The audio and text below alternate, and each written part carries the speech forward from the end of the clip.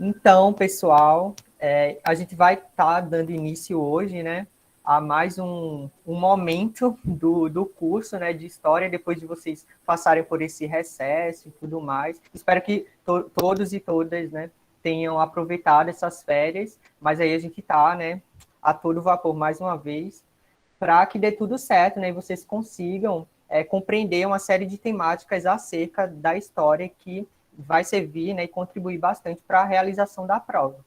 Então, a gente deseja também boas-vindas, né, a todos e todas que são novatos e novatas aqui, né, e que vocês se sintam confortáveis também, né, para tirar as dúvidas com a gente, e a gente está sempre disposto a fazer tudo isso, né.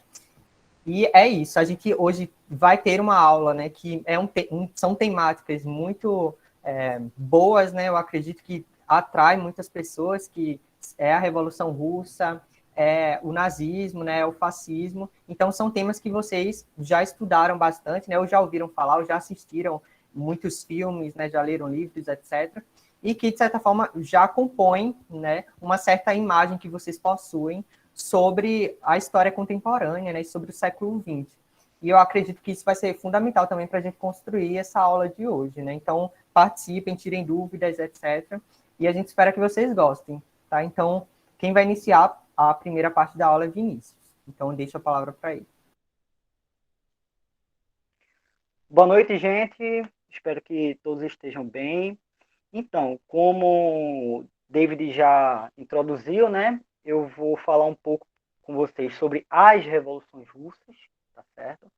E espero que gostem.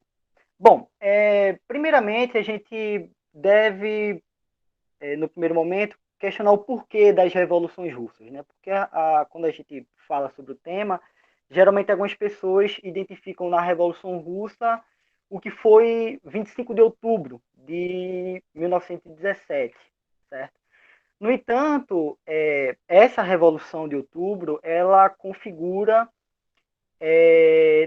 ela disputa, na verdade, com vários outros acontecimentos que são importantíssimos, que vão aí desde da Revolução de 1905, que a gente vai ver à frente, até a Revolta de Kronstadt, que foi a única tentativa, o último suspiro, né, revolucionário, de fazer com que a Revolução tomasse outros caminhos, e não os que a gente vai ver daqui a pouco, certo? Então, dando essas explicações iniciais, podemos passar. Gente, as revoluções russas, melhor dizendo, elas vão ocorrer devido a uma crescente insatisfação popular, certo? O que a gente tem que ter em mente é que a Rússia era dominada desde o século XVII pela dinastia dos Romanovs, certo? E essa dinastia era uma dinastia absolutista. Então a gente já viu em aulas passadas, já teve a oportunidade de falar um pouco sobre essas características do absolutismo, né? Um Estado muito concentrado, em que dominava boa parte do comércio, né? Não havia uma liberdade econômica muito grande. Você tinha também a existência ainda, né, da servidão no campo, e os impostos recaíam, em sua maioria, na verdade, quase todos os impostos recaíam sobre os mais pobres, né, os camponeses ou trabalhadores urbanos. Então, a gente tem na Rússia um mosaico imenso de territórios em que a família na dinastia Romanov domina czarismo. Sim, o czarismo é uma fase dos Romanov, tá? A gente vai ver daqui a pouquinho. Então, nesse território russo, a gente tem também uma forte disputa de territórios, porque a gente tem que lembrar que uma das características principais do absolutismo é o domínio imperial. Império quer dizer o quê? Basicamente, né, domínio de outros territórios. Então, a Rússia dos Romanov, ela dominava, perdão, ela dominava muitos territórios, né? Territórios do Cáucaso, territórios do Extremo Oriente, territórios do Cáucaso, enfim. E esses territórios agrupavam e aglutinavam grandes matizes religiosas. Você tinha muçulmanos, cristãos, árabes, etc. E esses povos também estavam insatisfeitos com a política adotada pelo absolutismo russo. E, juntamente a esses problemas territoriais, a gente também tinha uma forte exploração sobre os camponeses, que na prova do Enem podem vir com o termo de mujiques, certo? Os mujiques, na verdade, eram camponeses que viviam sobre a exploração servil, tá? Então, esses camponeses, desde 1700, que eles já vinham agitando o cenário político, realizando motins, destruindo algumas fazendas de alguns nobres, etc. Então, só para concluir essa parte, a gente tinha o que na Rússia? Um Estado profundamente concentrado na mão dos Romanov e depois, né, dos czares, como já falou aí, e essa família ela tinha um apoio de quem? Ela tinha um apoio da Igreja Ortodoxa Católica, e tinha também um apoio muito grande dos grandes latifundiários, ou seja, dos senhores feudais, certo? Então, pode passar? Qualquer dúvida, tá, gente? Só colocar. Se eu estiver falando muito rápido, enfim. Então, veja, no final do século XIX, a gente vai ter na Rússia um cenário muito interessante. Porque o que acontece? Os czares, né, no final do século XIX, a gente já tem o Nicolai II, certo? Que é o que vai ser despossado com a Revolução Russa. O Nicolau II, ele vai pegar um período em que a Rússia ela vai estar passando por alguns processos de industrialização. Por quê? A Rússia, em comparação com outros países do século XIX, era um país extremamente atrasado. Ela tinha indústria, certo? Tanto a metalurgia quanto a indústria têxtil era significativamente forte na Rússia. Mas, em comparação com a Inglaterra, que a gente viu na hora de Revolução Industrial, com relação à Alemanha após 1830, após a França em 1845, 48, perdão, a Rússia era muito atrasada, certo? Ela, evidentemente, fez algumas reformas sociais para que o capitalismo na Rússia pudesse desenvolver, com um czar chamado Alexandre II. Alexandre II promoveu uma modernização industrial na Rússia. Só que a gente viu nas aulas de Revolução Industrial que, para que ocorra a Revolução Industrial, não necessariamente a existência de indústrias define o percurso dessa revolução. Então, a Rússia era extremamente atrasada, tinha uma indústria ainda, uma indústria pesada inexistente, certo? E tinha que lidar com esses conflitos. Então, na segunda metade do século XIX, vai começar a aparecer no cenário político o que se chama de inteligência russa. Essa inteligência russa era composta por intelectuais de várias matrizes revolucionárias que condenavam o absolutismo russo, que condenavam o czarismo. Que grupos são esses? A gente pode elencar aqui os anarquistas, tá? A gente tem aí o Bakunin e o Kropotkin como as duas maiores lideranças, tá? A gente também vai ter outro grupo que são os narodniks, que são chamados também os populistas. Os narodniks proclamavam uma revolução camponesa e também um processo de industrialização etapista, ou seja, eles não aceitavam, vamos dizer assim, uma revolução em que acabasse completamente com o capitalismo e também com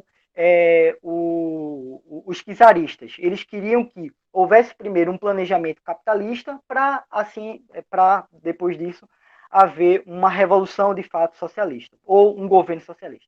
E por último, e esse é o mais importante e que, enfim, é o que mais cai nas provas, é o Partido Operário Social Democrata Russo, ou, como cai no Enem, os sociais-democratas, certo? E aí a gente vai ter uma divisão no interior desse partido, que é os bolcheviques e os mencheviques. Por que dessa divisão?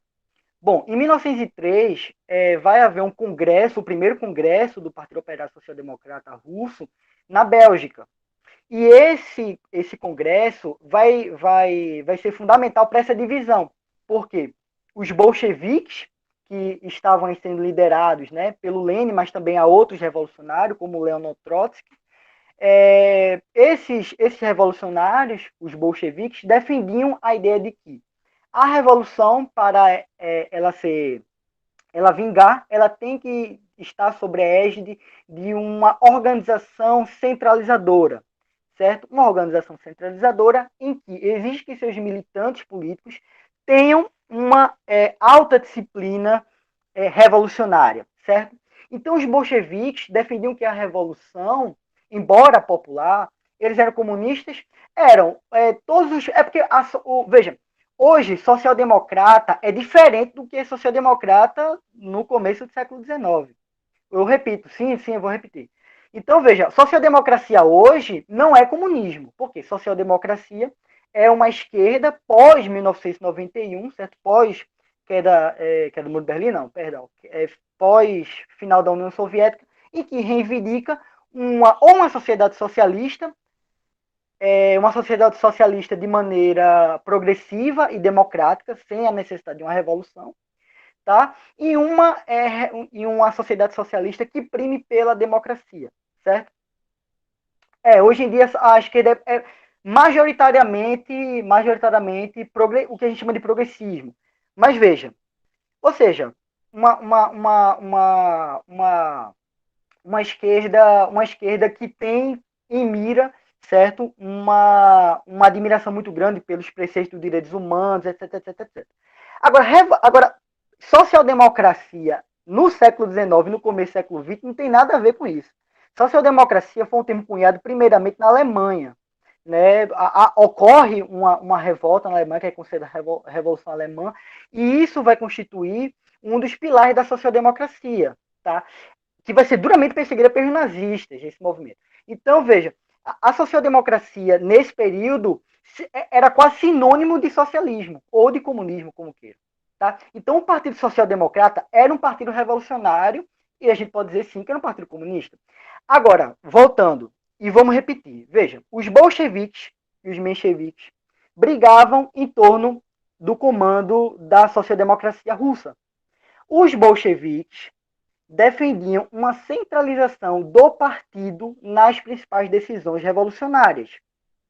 E também defendiam que o partido deveria orientar os programas sociais, econômicos e políticos da revolução. E defendiam uma revolução direta ao capitalismo russo, que já existia, como eu falei, era incipiente, era fraco, mas existia.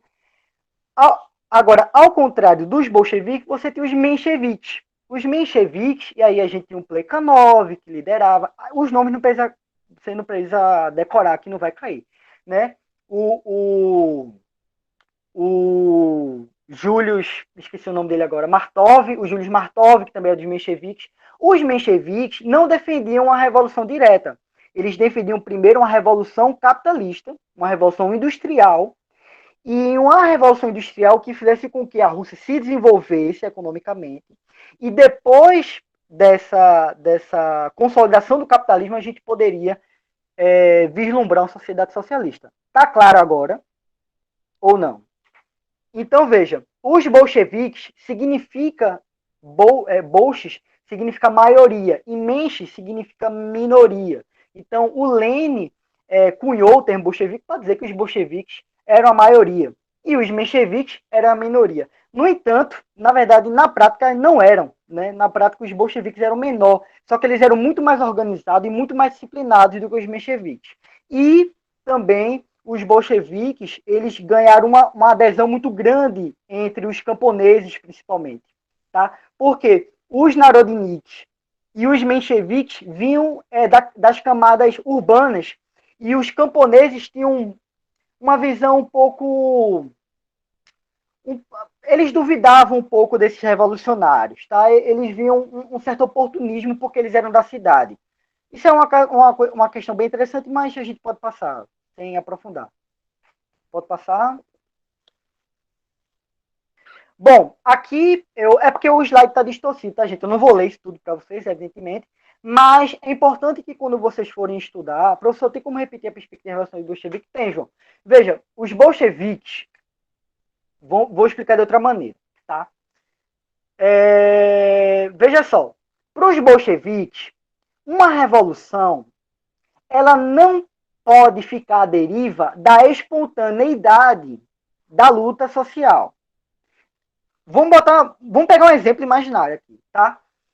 Vamos lá, a gente está no Brasil, vamos supor que no campo, certo? Nas regiões do interior, esteja passando por um processo de forte crise política e nesse processo de crise política há vários movimentos sociais do campo liderando uma manifestação quase que revolucionária, certo? Destituindo o poder dos latifundiários, invadindo as assembleias municipais, tentando fazer com que o poder dos coronéis, certo, que ainda existe no país, sejam democratizados para o povo, certo? Então, democratizar a terra, tal. Vê, isso é um movimento que não é guiado por um partido, você concorda? Ele é espontâneo, ele há uma organização, mas de movimentos sociais. Os bolcheviques viam isso, eles concordavam que essas revoltas sociais são legítimas. No entanto, você está comandando um país de proporções continentais. Então, para que a revolução tenha sucesso, é necessário que ela seja organizada por um núcleo especialista nisso. E para os bolcheviques, eles eram os especialistas na revolução. Isso vai dar vários problemas lá na frente, mas, por hora, é interessante a gente pensar o seguinte: os bolcheviques queriam concentrar poder, evidentemente, e também articular os caminhos da revolução. É isso que os bolcheviques queriam, através de congressos, através de comícios, através de unidades interventórias, né? Enfim. Espero que tenha entendido agora. Se não entendeu, depois a gente vai ver com a monitoria direitinho. Oi? O que seria essa fonte primária aí? Ah, sim, eu vou falar agora. As fontes primárias são documentos, tá? A gente fala isso. Esse fonte a gente nem fala isso tanto na academia, mas para vocês é interessante também botar fontes primárias, eram os documentos emitidos na época, ou sei lá o que for. Então, isso é um texto do Lenin, tá? Um dos líderes do Partido Bolchevique, e ele vai escrever sobre a necessidade da revolução. E esse texto é muito interessante e um documento, né? Um fragmento da época. Então, depois, quando vocês estiverem estudando, dê uma lida com calma, porque Seria ele tipo fala. um folhetim da época. Não, não é um folhetim. Geralmente os escritos do Lenin se dividiam aí em cartas, livros, né, e artigos, né? Seriam mais ou menos isso. Porque o folhetim está muito associado à imprensa, tá? A divulgação imprensa, certo? Então não era muito caso. Pode passar. Porque a imprensa no Estado absolutista é controlada pelos czares, né? Bom, agora a gente tem a primeira revolução da Revolução Russa, né? O primeiro ensaio da Revolução Russa ocorreu em 1905, gente, que é também chamado Domingo Sangrento. O que consistiu esse Domingo Sangrento? Na verdade, ocorreu uma greve em uma usina na Rússia, não me lembro o nome dela agora, e essa greve lutava por pautas trabalhistas, diminuição de carga horária, maiores direitos trabalhistas, maior aumento real salarial, etc.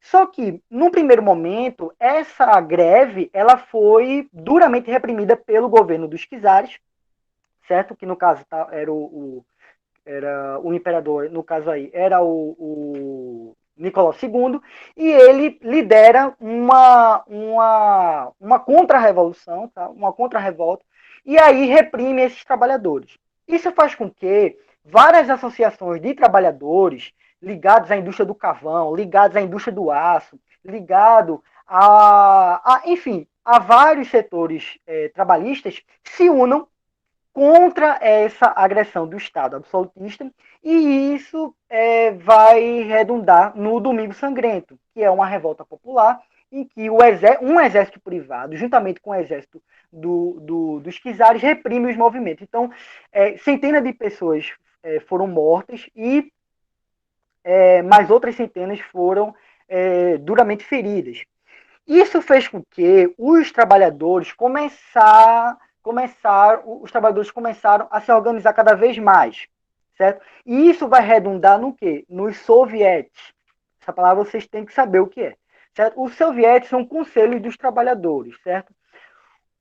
Como é que esses conselhos se organizam, certo? Vamos supor, aqui eu, o David, enfim, a gente é da categoria dos professores. Hoje a gente tem os sindicatos, que nem representa tanto assim a gente, mas a gente tem uns sindicatos, certo? Os soviets não são sindicatos. Eles são muito mais articulados que um sindicato. Porque o sindicato necessita de lideranças.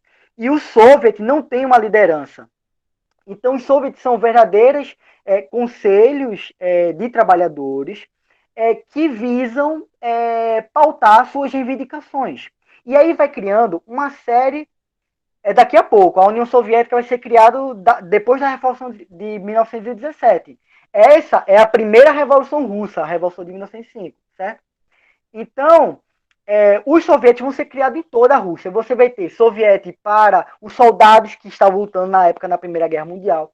A gente vai ter os soviéticos dos marinheiros, os soviéticos do exército, os soviéticos de médicos, de uma série de profissões liberais. E esses soviéticos reivindicavam uma luta frontal ao governo dos czares, certo?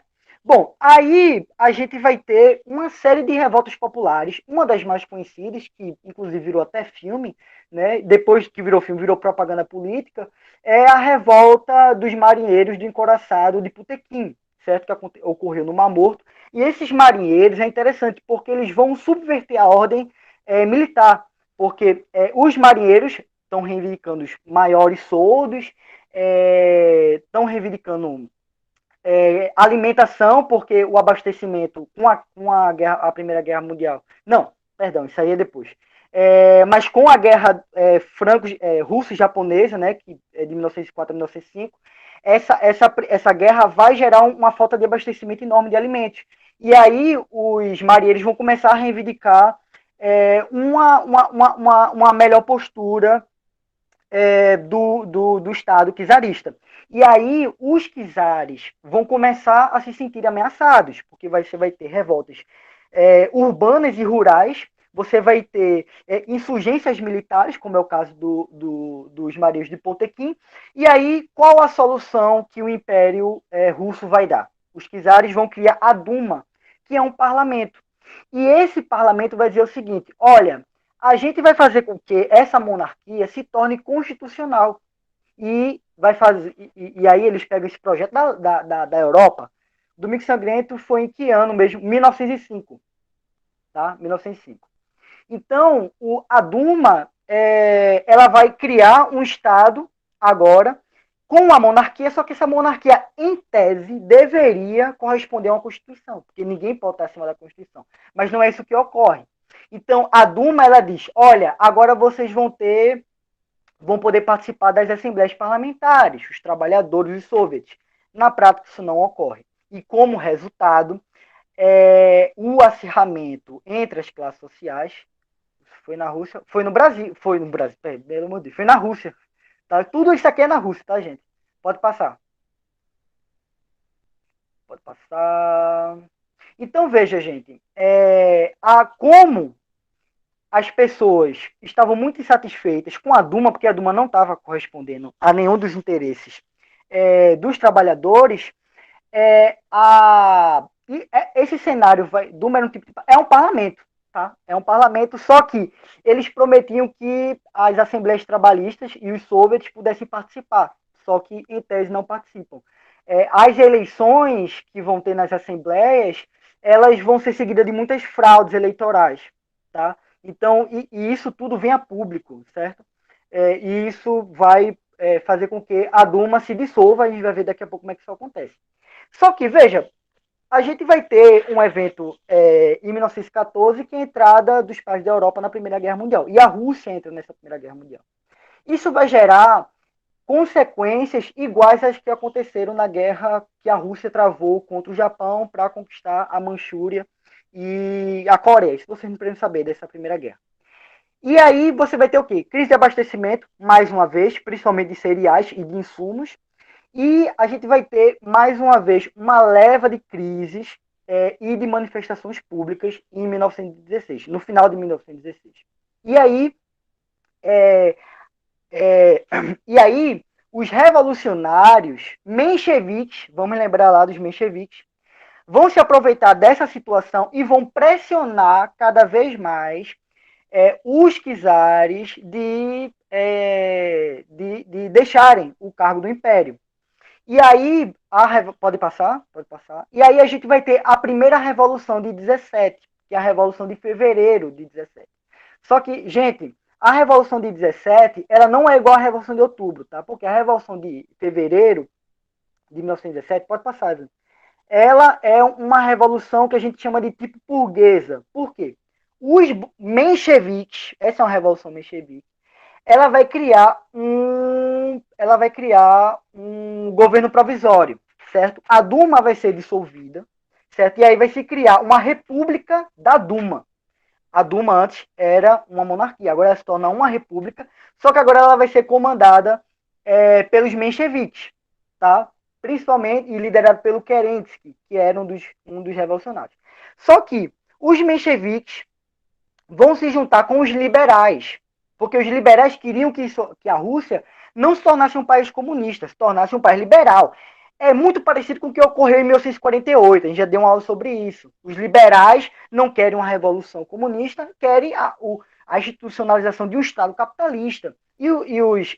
Os mencheviques, juntamente com os liberais, queriam isso.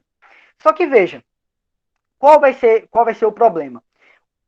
Vai haver um soviet, que é o soviet de Petrogrado, liderado pelo Leon Trotsky. Qual a diferença dos socialistas comunistas? Olha, calma. Se eu for entrar nessa seara, a aula não acaba. Então, assim, veja as aulas, eu recomendo, veja as aulas sobre a doutrina no século XIX, porque aí tá bem detalhado, tá? Porque eu já tô muito atrasado aqui. Então, veja só, retomando. Vamos lá, a Revolução de Fevereiro de 17, ela é uma revolução porque ela vai dissolver a Duma monarquista e vai institucionalizar uma república. Só que, como eu já falei, o Soviet de Petrogrado, certo? Vai começar a crescer muito. E aí eles não vão começar a aceitar as propostas dos mencheviques e dos liberais. Qual a proposta dos mencheviques e dos liberais? Ora, a gente faz uma reforma agrária, a gente faz uma reforma eleitoral, a gente pode fazer uma reforma parlamentar, mas a gente não vai mexer no que é prioritário, certo? O que é prioritário por os revolucionários bolcheviques, o que era prioritário? Dissolver a classe dominante de toda a forma de poder e quebrar com os meios de produção, né, que eram propriedade da burguesia. Então, os mencheviques revelaram, né, aí que tinha uma discordância muito grande com os bolcheviques. E a Revolução de fevereiro de 17 vai fazer com que, até outubro, mais e mais o Soviet de Petrogrado reivindique, né, novas soluções para o que está acontecendo. E aí, o que acontece?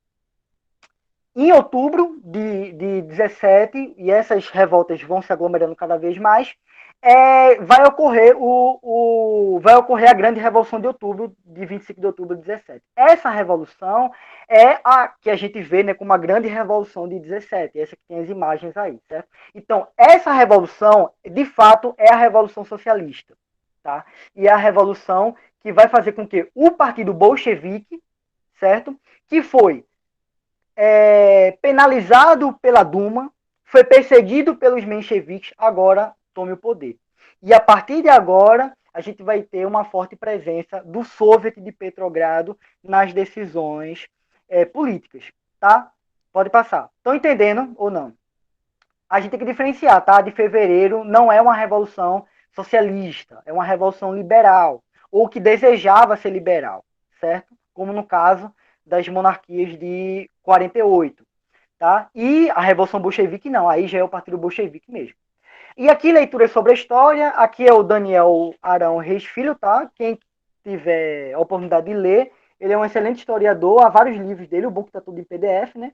E aí ele dá uma interpretação muito bacana sobre a Revolução. Ele diz o seguinte, olha, a Revolução Russa de outubro de 17, bolchevique, ela bolchevizou os trabalhadores, mas ela não tinha domínio sobre esses trabalhadores. E é esse não domínio dos trabalhadores que vai provocar uma série de crises no interior do Partido Bolchevique, certo? E um progressivo fechamento das liberdades individuais e coletivas, tá? Pode passar. E aqui, gente, os bolcheviques entram no poder de fato. Qual é a primeira medida que os bolcheviques vão tomar? Primeiro, a primeira medida que eles vão tomar, eu não coloquei, tá, no slide, mas vamos lá. Primeira medida, nomear interventores para as principais regiões, as regiões centrais que queriam que os bolcheviques queriam que se desenvolvesse. Tá? A segunda questão é o seguinte, apossar as terras dos grandes latifundiários. Terceiro, que eram os chamados kulaks, né? Não confundir com gulag. Gulag são prisões de trabalho forçado. Tá? Os kulaks eram grandes fazendeiros. Depois, os bolcheviques pegou as terras da igreja ortodoxa, porque a gente tem que lembrar que em um estado absolutista é muito comum. Foi feita uma reforma agrária. Tá? Essa reforma agrária ela vai ter nuances, tá? Porque a gente vai ver nos projetos. Mas houve uma tentativa de reforma agrária sim. Tá? E um elemento que eu coloquei é o Tratado de Brest-Litovsk. Gente, a Primeira Guerra Mundial ela vai ser um dos pontos fundamentais que os bolcheviques queriam que a Rússia saísse. E quando a Rússia sai da Primeira Guerra Mundial, a Rússia assina um tratado com a Alemanha, que é o Tratado de Brest-Litovsk. O que é que esse tratado faz? Sabe aquelas regiões que eu falei lá no primeiro slide que reivindicavam a independência? Então, os bolcheviques vai assinar esse tratado e vai oferecer esses territórios à Alemanha. Então, a gente vai ter a Polônia, a Ucrânia, deixa eu me lembrar, a Lituânia, a Finlândia, etc. Esses países vão voltar para a Alemanha, certo? Isso vai gerar uma crise imensa no partido bolchevique, porque muitos bolcheviques vão sair do partido, porque não vão aceitar. Vão dizer que isso é querer se submeter às decisões da Alemanha. Mas essa é a primeira atitude que o partido bolchevique toma, uma das grandes. Uma segunda característica é o monopólio do poder. Porque o que acontece? Os bolcheviques, quando eles tomam o poder, a gente tem que lembrar que haviam vários soviets espalhados pela Rússia. E aí os bolcheviques vão começar a concentrar os poderes de decisão política, sobretudo, e vai tirar o poder dos soviets, certo? Isso vai fazer com que, a pouco a pouco, os bolcheviques se tornem um partido cada vez mais burocratizado, certo? E aí essa burocracia vai ter consequências muito duras, já que a gente vai ver lá posteriormente, tá? Pode passar. Só que veja, a revolução aconteceu. Isso não quer dizer que em uma revolução, quando você tira uma classe do poder, essa classe não vai dizer assim, olha, isso aqui não é um jogo de futebol. Ela não vai voltar para casa e achar que está tudo bem. Então, veja, os czares não aceitaram a perda, certo? Os mencheviques também não. Os anarquistas, inclusive, que eram contra os bolcheviques, também não aceitavam a perda. Então, de 1918 a 1921 vai se iniciar a Guerra Civil Russa. O que é que vai acontecer? Os derrotados da Revolução pegou terra dos latifundiários e dos latifundiários da nobreza, evidentemente, que tinha muitas posses, e da Igreja Ortodoxa, tá? Que também possuía muitas terras. Então, enfim, é um processo que aconteceu em outras revoluções que não necessariamente comunistas, né? Então, veja, a Guerra Civil Russa, ela vai ser o quê? Ela vai ser espelho de uma nobreza que não vai aceitar o fim da guerra, certo? Ou o fim de seu poder. A revolução, a Guerra Civil, também reflete os mencheviques que não aceitavam e também países capitalistas que não aceitavam o avanço do comunismo. Então, nações capitalistas, Itália, Alemanha, Estados Unidos, Japão, etc., vão se juntar com essa nobreza que perdeu o poder e vão criar o Exército Branco. Em contrapartida, o Soviet de Petrogrado vai, liderado pelo Trotsky, vai implementar o Exército Vermelho. O Exército Vermelho é o que vai lutar contra os contra-revolucionários. Veja, todo o processo de revolução há os processos contra-revolucionários. Na França foi assim, certo? Não apenas com a deposição de Luís XVI, mas também com a Santa Aliança, certo? Depois de Napoleão. Então, toda revolução vai ter uma contra-revolução que vai lutar contra. E aí, essa guerra fez com que os bolcheviques tomassem medidas duras na economia. E aí eles implantaram o comunismo de guerra. É um modelo econômico. A gente vai ter três e vocês não podem confundir um com o outro. Comunismo de guerra, a nova política econômica e os planos quinquenais. A gente vai ver os três, certo? Mas não confunda. O que é o comunismo de guerra?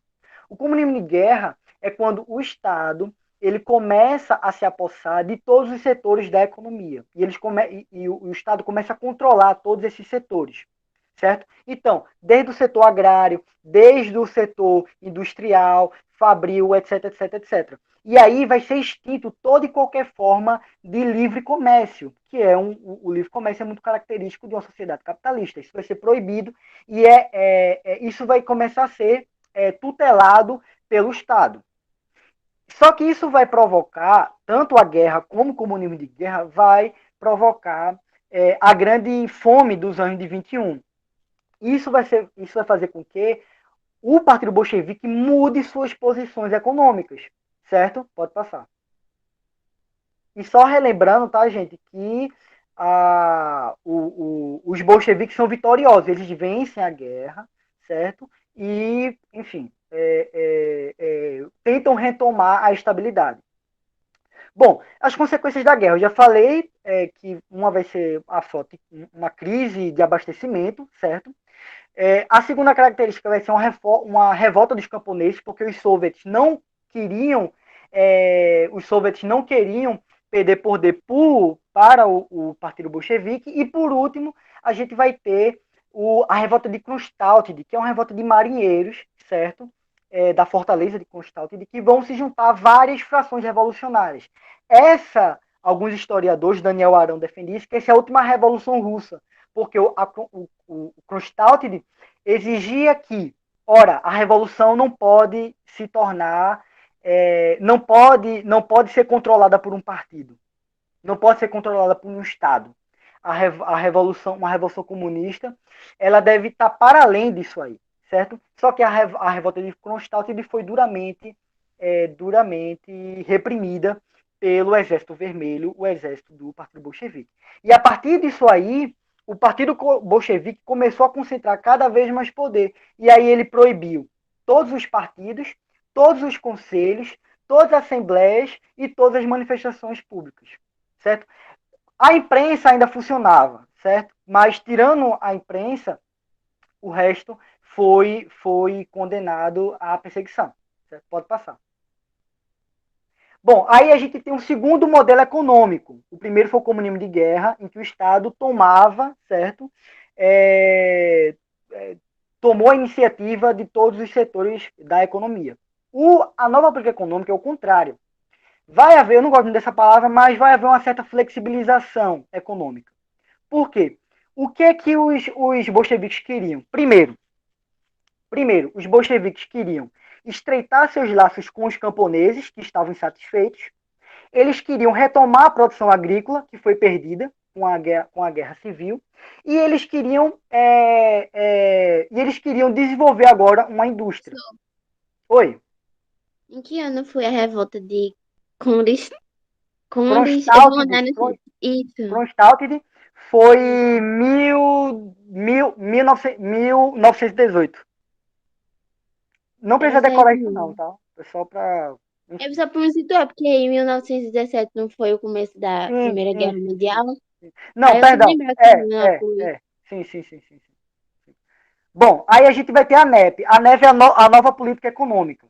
A NEP, ela é o contrário do comunismo de guerra, ela vai tentar flexibilizar a economia, certo? Então, vai ser permitido a venda de terras, vai ser permitido uma produção mais livre e o Estado não vai ter tanto controle sobre as propriedades, etc.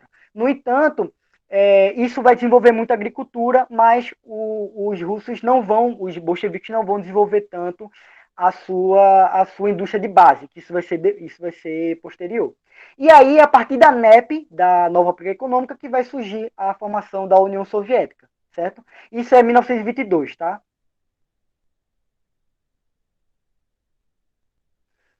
Veja, na imprensa ainda existem as CRTs, certo? Que eram assembleias que eram contra os bolcheviques. E eram as CRTs de esquerda e as CRTs de direita. As CRTs de direita, que era pertencente aos kulaks, aos proprietários de terra, eles faziam oposição e ainda havia uma certa liberdade. Isso vai acabar com o Estado, tá? Com o Estado isso acaba. Mas até 29 ainda vai existir uma certa liberdade de imprensa. Pode passar. Bom, aí a gente vai ter o fim da era Lênin vai morrer, certo? E aí a gente vai ter a liderança agora vai ser passada para Stalin, certo? Essas são as duas figuras, Stalin e Trotsky, eles vão concorrer aí para assumir a chefia, né, do Estado socialista. Mas aí quem vai assumir esse poder é o Stalin, tá? Pode passar. E, por último, a gente tem o stalinismo, certo? O stalinismo, ele tem, pelo menos, esses três tópicos sempre caem nas provas, tá? Então, eu separei esses três. Primeiro, o modo econômico do socialismo soviético. O Stalin, gente, vai adotar o plano quinquenal. E aí é outro modelo econômico. A gente tem primeiro o comunismo de guerra, a NEP e agora os planos quinquenais. Os planos quinquenais visavam diferente da NEP, fazer com que a industrialização aumentasse a indústria de base. Então, a metalurgia, a, a indústria de metais, a indústria de aço, a indústria de petróleo, certo? E também questões infraestruturais, como rodovias, etc. Então, o governo de Stalin vai fazer com que haja um impulso de industrialização muito grande, tá bom? Só que o governo de Stalin vai ser seguido do que a gente chama do grande terror, né? O grande terror é uma repressão muito maior do que a que se iniciou ali com o Partido Bolchevique. Tá? Porque quando Stalin assume em 1929, ele vai criar o plano quinquenal e vai criar os chamados processos de Moscou, que vai fazer com que todas as lideranças de oposição se tornem inimigas do Estado. E aí você vai começar uma série de expurgos, de assassinatos, de fuzilamento, repressão também à imprensa. A liberdade de imprensa acaba com o Estado completamente. Mas é um pouco contraditório porque o stalinismo também promoveu uma ascensão social muito grande para a população russa, certo? Então, houve quase que a extinção do analfabetismo, um aumento de escolas públicas e universidades públicas, aumento das funções liberais, né? Então, médicos, advogados, etc, etc, e um aumento substancial na renda de trabalhadores. Tá? Então, o stalinismo ele é basicamente essa junção de pontos, né? Um Estado cada vez mais burocratizado, um Estado cada vez maior na intervenção econômica, uma perseguição política cada vez maior também e uma ascensão social dos trabalhadores. E, por último, para acabar com essa aula de hoje, eu coloquei aí uma pequena reflexão sobre a Revolução, certo? Não sobre a Revolução Russa, mas por que não ocorrem mais revoluções no mundo. Tá? Então, o Byung-Chul Han, que é um filósofo que eu tenho muita admiração, ele dá essa explicação. Por que o século XX é marcado por revoluções e o nosso mundo contemporâneo, século XXI, não é marcado mais por revoluções? Tá? Então, façam a leitura dos textos que eu coloquei aí, certo? E qualquer dúvida, a gente pode tirar se sobrar tempo no final, mas qualquer coisa vocês podem ficar com a monitoria. É isso.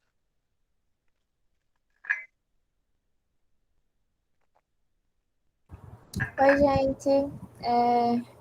Eu vou tentar correr um pouquinho, tá? Porque eu tô com 2 assuntos. Vocês estão me ouvindo bem? Sim, sim. Sim, Pronto. sim. Aí, caso vocês tenham alguma dúvida, eu também não tô conseguindo ver vocês. Aí a gente conversa no final, se der tempo. Se não der tempo, vocês levam para monitoria, tá bom? Então, eu vou começar com a crise de 1929, tá? E o contexto, ele é basicamente pós Primeira Guerra, tá? Ali em 1918. O que estava acontecendo, né? Os Estados Unidos, ele vai fazer grandes empréstimos para a Europa, porque a Europa estava quebrada naquele momento, né? A gente pode imaginar um pós-guerra. Guerra envolve muito dinheiro, mas para além disso, né, vários conflitos aconteceram na própria Inglaterra, ela foi bombardeada, então ela precisava se reestruturar, se reconstruir. Então, os Estados Unidos vai fazer diversos empréstimos, mas além disso, ele também ganhou muito fornecendo armamento na própria guerra. E é nesse período que a gente vai ter como se fosse assim, uma era de ouro, sabe, dos Estados Unidos. Eles vão começar a produzir muito, a gente vai ter muito incentivo ao consumo, e esse estilo de vida, né, começa a ser chamado de American Way of Life. Então, você só conseguiria, né, alcançar sua felicidade através de recursos, através de bens materiais. Então, você era incentivado a comprar muito, isso desde alimentação até tipo carro e fazer viagens, sabe? E outra coisa que vai surgir também, né, com muita vai entrar em alta, né, é a ampliação do crédito. As pessoas vão começar a pegar crédito emprestado e investir. Investir na bolsa de valores ou pegar crédito para gastar mesmo, como eu falei, comprando outros bens materiais. Eu coloquei aqui uma citaçãozinha para vocês sobre essa ideia, né, do American Way of Life, que é a ideia de uma vida feliz, vitoriosa, onde a liberdade, né, define esse jeito de vida americano, essa felicidade alcançada pelos meios materiais, que vai se tornar, né, a válvula de escape para esquecer, né, os horrores da Primeira Guerra. E isso também acontece logo após a Segunda Guerra Mundial, tá? E o contraponto desse American Way of Life vai ser, por exemplo, o movimento hippie, o movimento punk posteriormente. Mas vamos deixar isso para a aula de Segunda Guerra Mundial, né? Bom, eu queria, antes de começar o assunto, explicar um pouquinho para vocês como é que funciona a Bolsa de Valores, mas antes eu gostaria de dizer que eu sou péssima em matemática e, por favor, que ninguém aqui vá se investir na Bolsa de Valores, com o que eu vou dizer, que vocês provavelmente vão perder tudo. Então, a Bolsa, ela é basicamente o lugar, né, onde ocorrem negociações. As pessoas vendem, né, algumas ações ou títulos e outras pessoas investem. Quando você compra uma ação, você está comprando uma parte da empresa. Às vezes, né, depende também de quanto você gasta, mas normalmente é uma parte muito pequena da empresa e você espera que ela lhe dê lucro no futuro, né? E é assim, né, que as pessoas vão começar a pegar créditos para investir na Bolsa de Valores. Outra coisa é que também os grandes donos, né, de empresas, digamos, sei lá, vou dar um exemplo, tá? A Fiat. O que a Fiat ganha, ela não coloca na produção de novo, ela investe na Bolsa. Então, vocês imaginem diversas empresas pegando todo o seu lucro e investindo na Bolsa. Não todo o seu lucro, senão ela também não poderia produzir, né? Mas grande parte do seu lucro colocando na Bolsa de Valores, tá? E o que pretende-se, né, é que quando essa ação ficar valorizada, quando a empresa for crescendo, você acabe ganhando alguma coisa com isso, tá bom? É mais ou menos assim, de uma forma bem rápida. Esqueci de colocar o cronômetro. Passando um pouquinho para os problemas, né? O que vai gerar essa crise de 29? Aqui eu cito o economista John Maynard, porque ele vai trazer o ponto principal da crise, que é o desequilíbrio entre o aumento da produção das fábricas e a má distribuição de renda da sociedade. Porque imagine que você, trazendo a Fiat de novo, você trabalha na Fiat. E por mês você ganha $250. E um carro, ele custa $1.000. Como é que você vai fazer para comprar um carro? Ou você pega crédito, ou você não tem como comprar. Então, a partir daí, a capacidade de consumo ela começa a ficar reduzida, né? E as ofertas de crédito vão começar a facilitar, né, que as pessoas comprem o que quiser. Mas, para além disso, ela também vai facilitar a especulação monetária dentro da Bolsa de Valores. E aí a gente liga essa Bolsa de Valores a outro problema, que é o sistema crediário ter sido usado desde grandes empresas, como, por exemplo, a Fiat, como assalariados. E aí, sei lá, dá um exemplo de professores, sabe? Então, quando a bolsa quebra, quando a gente tem o crash da bolsa, ele não vai quebrar só as grandes empresas.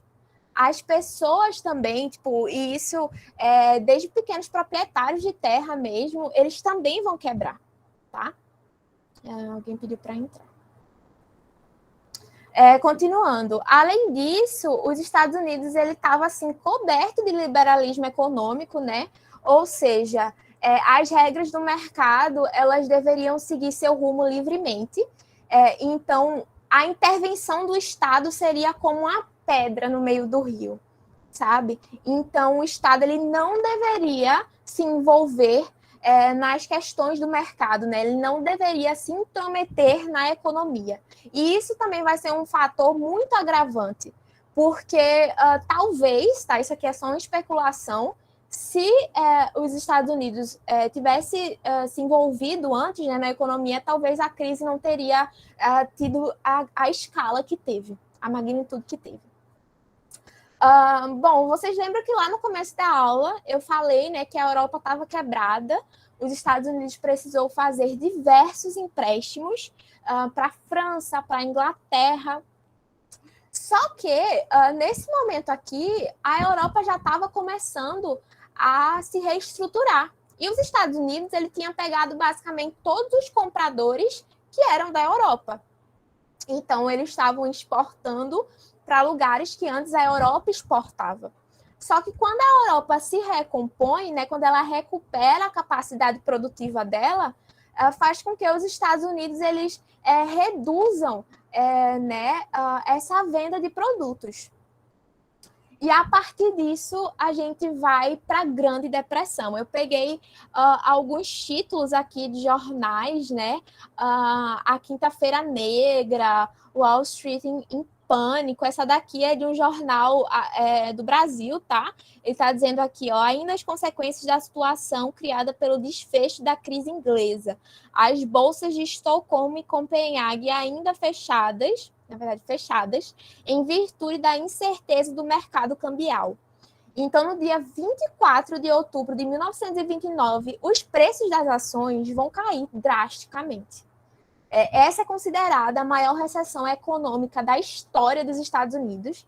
E isso tudo, né, essa Grande Depressão, vai ser o resultado, né, de todos aqueles problemas que a gente falou anteriormente, mas principalmente do desequilíbrio entre a oferta e a demanda. Não tinha gente suficiente né, para comprar tudo que os Estados Unidos estavam produzindo em grande escala. E o impacto, né, dessa crise, foi sentido assim como uma reação em cadeia. Eu vou mostrar para vocês já um mapinha, mais ou menos. Aqui eu trouxe outra citação de Hobsbawm, né? Onde eu não vou ler tudo, tá? Mas ele basicamente diz aqui que esse acontecido, né, foi o maior, como se fosse o maior terremoto global para os historiadores econômicos, né? Foi uma depressão, né, que afligiu o mundo praticamente inteiro. Vamos pulando aqui para as consequências, tá? Dessa grande crise. Claro que os devedores eles não conseguiram pagar as suas dívidas, né? Porque eles perderam tudo na bolsa. Então, os credores, que era quem emprestava, né, aquele crédito que eu falei para vocês, eles vão ficar sem receber o dinheiro dos empréstimos, então eles também vão quebrar. E para além disso, né, quando a bolsa quebra inicialmente, as pessoas vão correndo para os bancos para tentar tirar o seu dinheiro, o que dava para salvar, Mas aí é que tá, os bancos eles também investiam na bolsa e eles também não vão conseguir devolver o dinheiro das pessoas e isso vai gerar a falência de quase 9 mil pequenos bancos. As importações estadunidenses elas vão ser reduzidas em 70% e o desemprego, em 1937, chega a 25% nos Estados Unidos, 23% na Inglaterra e 44% na Alemanha, tá? Aqui, ó, nesse mapinha, a gente pode ver um pouco. Aqui, por exemplo, ó, na África, a gente vai ter a queda do preço do cacau. Na América do Sul, a gente tem a queda do preço do açúcar, a queda do preço da carne. Aqui no Brasil, eu não sei se vocês já tiveram essa aula, né, das grandes queimas de café. Isso porque grande parte, né, do café que a gente produzia, quem comprava era os Estados Unidos. Então, a gente vai ter uma queda de 75% nas exportações do café brasileiro. Essa daqui, tá, é uma foto de várias pessoas na frente do American Union Bank tentando, né, pegar o dinheiro de volta, mas sem retorno. E aí, né, a gente vem para uma suposta resolução, né, desse problema. Roosevelt ele vai se candidatar e nas eleições de 1932 ele vence pelo Partido Democrata e a primeira coisa que ele vai fazer é um brainstorm. Um brainstorm é tipo várias ideias em um lugar só. Ele vai chamar vários intelectuais de importantes universidades americanas, vai sentar com eles como se fosse uma grande roda de conversa e eles vão começar a pensar no que fazer para reestruturar a economia estadunidense. Ele vai seguir, tá, como base do projeto dele de governo o economista John Keynes, o que consiste em utilizar o Estado. Então, aqui ele está se colocando, né, o liberalismo aqui nesse momento ele vai sofrer um pequeno freio. Ele vai usar o Estado como regulador da economia em determinados momentos, mas deixando muito claro que a última coisa que o Roosevelt queria era atrapalhar o andamento do capitalismo, tá? Então, com o New Deal, ele vai construir, né, junto àqueles grandes pesquisadores que eu falei para vocês, diversas universidades, algumas medidas que conseguiriam, né, pelo menos de uma forma mais branda, trazer de volta, né, a economia dos Estados Unidos pouco a pouco. Então, a primeira coisa que ele vai fazer, novamente, é o controle dos preços pelo governo. Então, o governo ele vai se colocar, sim, dentro do mercado. Ele também vai criar diversas obras públicas para que as pessoas comecem, né, a conseguir emprego, porque se, sei lá, eu vou construir uma rodovia, eu vou precisar de trabalhadores para compor, né, aquele time que vai construir a rodovia.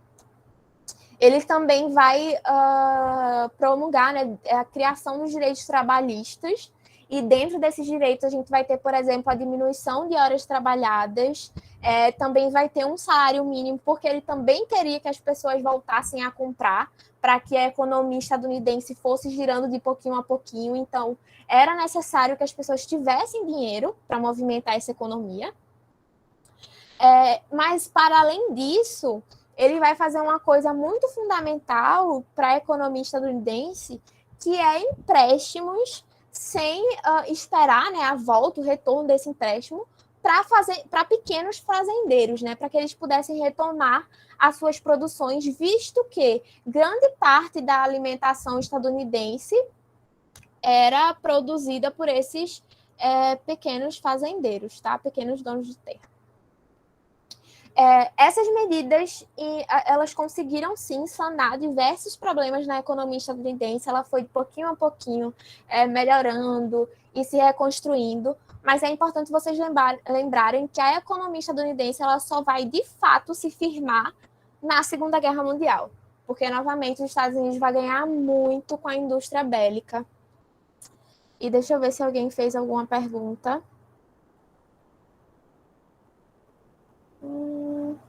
Não, ninguém fez nada.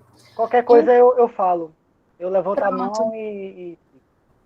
Pronto. Então, gente, já que vocês não tiveram dúvidas nessa primeira parte, eu vou seguindo, tá? Para a segunda parte. Eu vou falar um pouquinho para vocês sobre os fascismos, e aqui eu estou focando no fascismo italiano, tá? Eu normalmente começo as aulas pela contextualização, mas dessa vez eu acho que conceituar fique mais claro na cabeça de vocês, tá? A primeira pergunta, né, quando a gente pensa sobre fascismo, é se perguntar o que é o fascismo. Só que o fascismo é tão complexo que chega a ser quase impossível entrar num consenso do que é fascismo, sabe? Então é por isso que foi criada, né, uma terminologia mais ampla, o fascismos, onde ele vai englobar variadas correntes e variadas definições, né? E essas definições de fascismo de fascismos vão das mais amplas definições, como, por exemplo, todo governo ditatorial é fascista, ou explicações mais redutoras. Por exemplo, a experiência do fascismo é apenas o que aconteceu na Itália, o que também nos coloca para pensar se as ditaduras de Franco na Espanha, por exemplo, de Salazar em Portugal, são de fato fascismos. Mas aí depende da corrente que você está seguindo, certo? Para a aula de hoje, eu decidi seguir a corrente do professor Felipe Caseta. Ele, para quem se interessa, ele é professor de moderna na Universidade Federal de Juiz de Fora. E ele vai conceituar, né, o fascismo, tentar conceituar o fascismo através de elementos mais recorrentes do fascismo, né? Como, por exemplo, a extrema-direita, um governo ditatorial, antissocialista e antiliberal. Alguém ia falar alguma coisa? Sim, tem uma pergunta para tu. Perguntaram aqui, totalitarismo e autoritarismo também faz parte? Sim, também faz parte. Eu vou falar um pouquinho sobre autoritarismo já já, tá?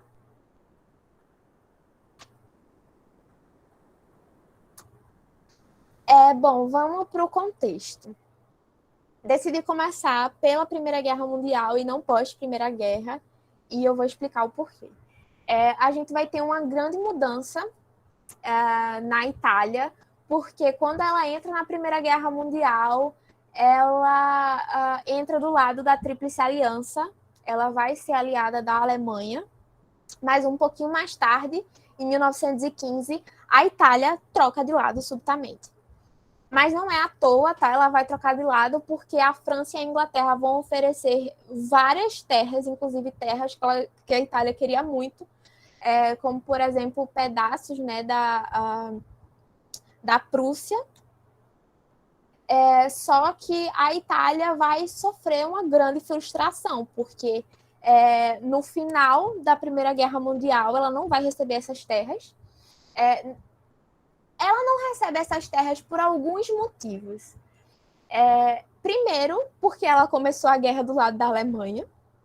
Então, para a Tríplice Entente, ela não era tão merecedora assim, né, de fazer parte do Tratado de Versalhes.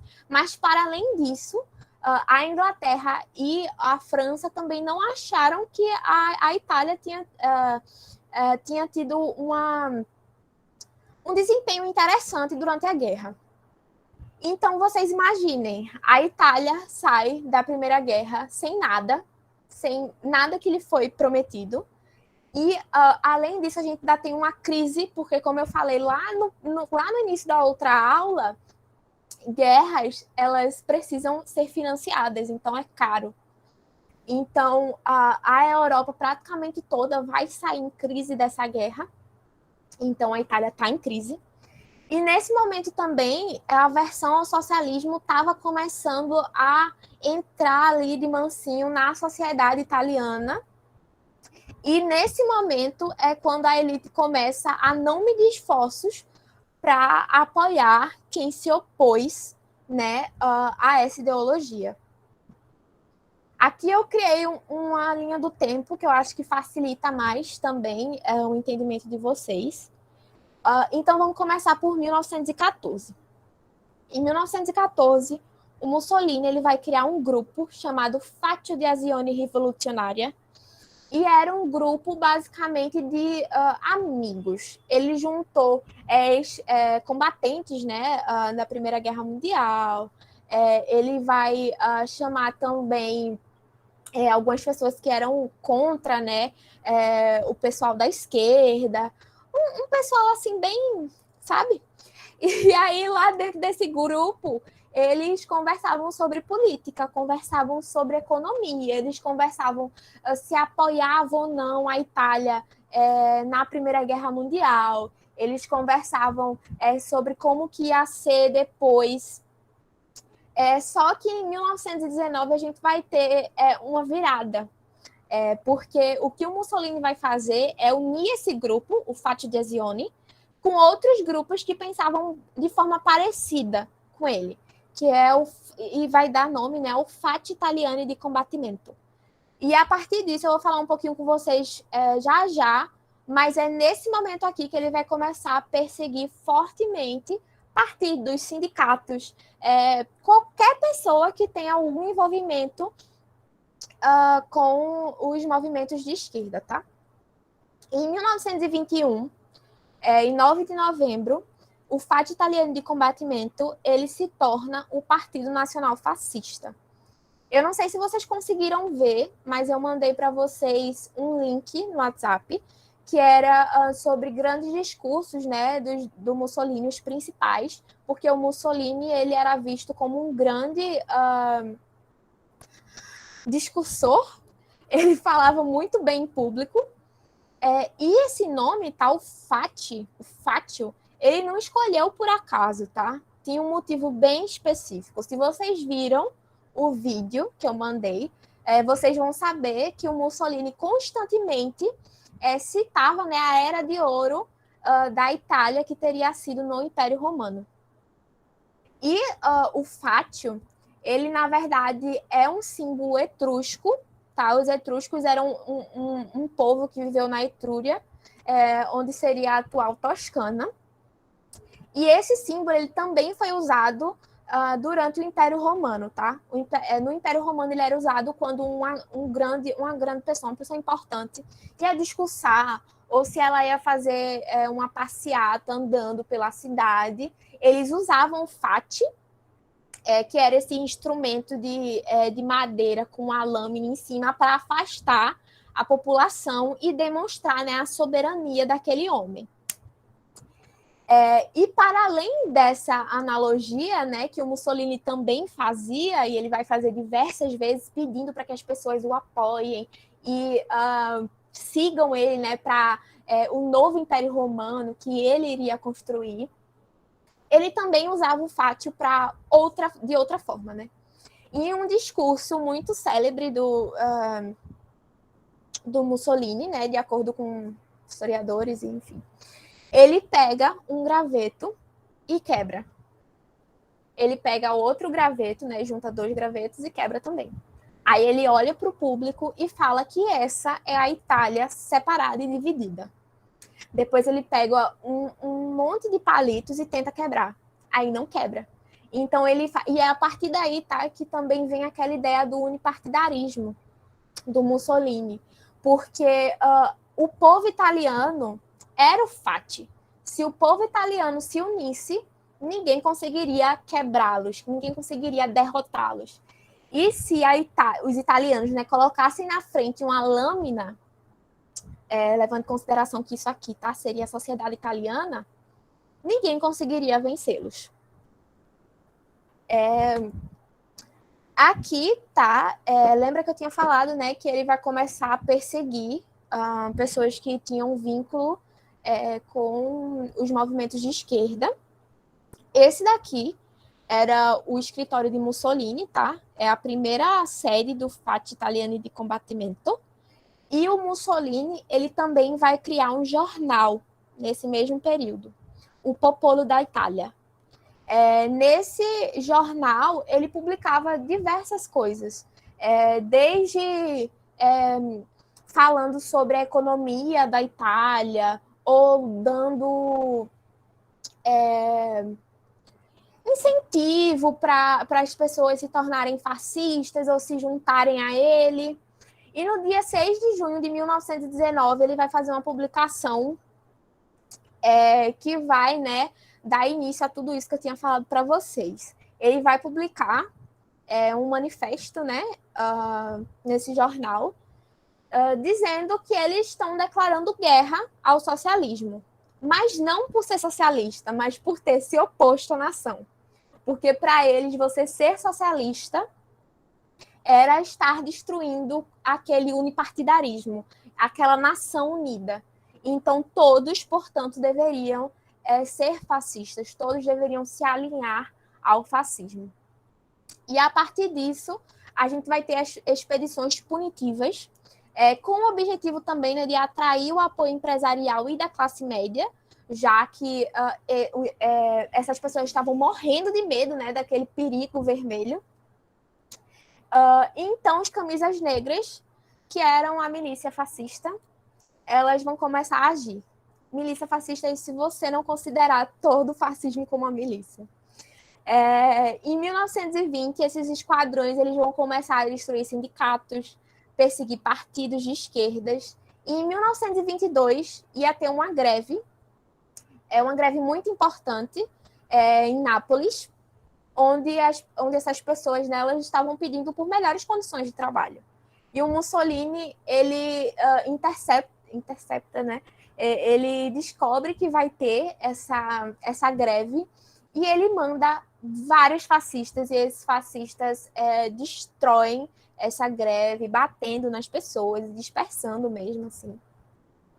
E para vocês terem uma noção, se lá no comecinho, em 1914, ele tinha juntado só alguns amigos, uns 30, 40 amigos, em 1920, já o Partido Fascista já tinha mais de 20 mil filiados, e em 1921 tinha mais de 300 mil. Um dos momentos mais importantes, tá, para os fascistas foi a Marcha de Roma, porque foi nesse momento que Mussolini decidiu que ele iria fazer parte do governo italiano de qualquer forma. Então, a marcha ela foi organizada com o intuito de pressionar, né, a monarquia italiana, que estava personificado na figura de Manuel III. E ele queria ser nomeado primeiro-ministro. Só que o país já tinha um primeiro-ministro, que era o Luigi Facta, que nesse mesmo momento ele organizou um documento pedindo para que o rei autorizasse ele a ir lá e despachar, né, os fascistas, porque nessa marcha aqui, tá, foi 50 mil fascistas andando pelas ruas de Nápoles, tomando postos públicos, ocupando prédios, tá? Então, o Luigi vai pedir para que o rei autorize, né, para que ele vá lá e reprima, né, esse movimento. Mas o rei, ele se recusa a assinar. E por que ele se recusa? Porque nesse momento o Mussolini já tinha um apoio de praticamente todo o grupo empresarial. E o Vítor Emanuel não podia ficar contra os empresários, né, contra a classe média. Então, o que é que ele vai fazer? Ele vai forçar a demissão do Luigi Facta e vai convocar Mussolini para ser o primeiro-ministro do país. Em 1925, Mussolini definitivamente assume o poder da Itália, ele se torna o líder, né, o Dutch italiano. E a primeira coisa que o fascismo vai fazer é dissolver todos os partidos italianos. O unipartidarismo, o fascismo. Naquela mesma noção, né, de que os italianos eles não poderiam se separar, eles não poderiam se dividir e eles deveriam seguir apenas um líder. Outra coisa que eu mandei para vocês lá no grupo também, se vocês não viram e tiveram a oportunidade, vejam, é a Carta de Lavoro, que foi instituída em 1927, que nada mais né, uma carta onde o Mussolini ele vai dizer o que os trabalhadores podem e não podem fazer, o que eles devem e não devem fazer. O que é muito citado é a figura do sindicato, porque ele vai poder existir, mas de formas muito estritas. O sindicato ele só poderia existir se fosse legalmente reconhecido pelo Estado fascista. E ele poderia também, né, conversar com os grandes empresários, né, enfim. Os contratantes, eles poderiam conversar, mas de uma forma bem branda, não poderia ter protesto. Então, o Mussolini realmente, né, vai colocar diversos empecilhos para que os sindicatos não hajam, né, basicamente. Outra coisa muito importante que o Mussolini vai fazer é resolver a questão romana, que se iniciou lá em 1861. Isso daria toda uma aula, mas, resumidamente, o que vai acontecer é, em 1861, a Itália ela começa a ser unificada e o Papa, que na época era o Papa Pio IX, ele não vai aceitar. Isso porque os italianos, né, essa unificação vai acabar tomando Roma. E quem governava Roma era o Papa. Então, o que é que vai acontecer? O Estado e a igreja vão praticamente ficar de mal, sabe? A igreja não podia fazer parte de grandes eventos, a igreja também não podia fazer parte de grandes tratados. E o Mussolini ele vai reverter isso com o Tratado de Latrão, em 1929, quando ele assume, né, ele diz, sim, que a igreja ela é importante para a Itália, e, em contraponto, a Itália também reconhece o Estado fascista e declara, né, a importância do Estado fascista. E, nesse momento também, o que o Mussolini vai fazer, né, para meio que se desculpar pelas pessoas terem tomado Roma, é criar o Estado, né, do Vaticano. Outra coisa também que o Mussolini também vai fazer é regular os conteúdos escolares. Os professores eles eram controlados pelo governo, os professores eles deveriam jurar apoio ao fascismo, e se eles falassem qualquer coisa durante as aulas que fosse de encontro, né, à ideologia fascista, eles poderiam ser presos, caçados, enfim. E essa ditadura ela vai se estender por mais de 20 anos, e ela só vai ser encerrada, né, ao final da Segunda Guerra Mundial. Acredito que vocês vão ter essa aula ainda. E é isso, gente. E bem rapidinho para não comer o tempo de David. Foi ótimo, amiga. Já tava pensando, meu pai amado, a gente vai ter que correr com esse tema, porque são muitos assuntos, né? Tem como tu colocar naquele... Tem sim, vou colocar agora. Pronto, aumenta um pouco. Então, gente, ó, eu vi que já tem muita gente falando sobre nazismo aqui no chat, né? Então, eu sei que você já tem um certo conhecimento considerável sobre o tema. Mas aí, eu sei também que muitos de vocês não sabem o que é a República de Weimar, porque dificilmente a gente estuda isso na escola, né? E aí, o que acontece? A partir do momento que a gente não estuda isso na escola, a gente está, de certa forma, apagando, né? A partir do momento que os professores não falam, a partir do momento que a gente não está discutindo sobre isso, a gente está apagando um período que é fundamental para a gente compreender a nossa sociedade contemporânea, certo? Para vocês terem uma noção, uma série de questões que a gente discute atualmente já estava sendo discutido na República de Weimar. Sim, a gente vai estudar sobre o nazismo, mas antes a gente vai entender um pouco sobre esse período, né, chamado de República de Weimar, que será quando ocorrerá a primeira experiência republicana na Alemanha.